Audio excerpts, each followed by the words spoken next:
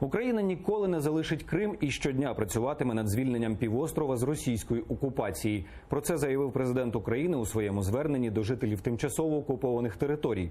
Петро Порошенко відкинув розмови, що захоплення Росією українського півострова є завершеною справою. За словами президента, Крим обов'язково повернеться в Україну, і в цьому напрямку щодня працюють дипломати, які роблять все, аби посилити тиск на російського агресора. Крим – це Україна. Він є і буде українським. Я звертаюся до всіх наших людей, які зараз перебувають під російською окупацією. Ми день у день працюємо над тим, щоб український прапор, український герб, українська влада повернулися на всі нині окуповані землі. Я і вся Україна разом з вами.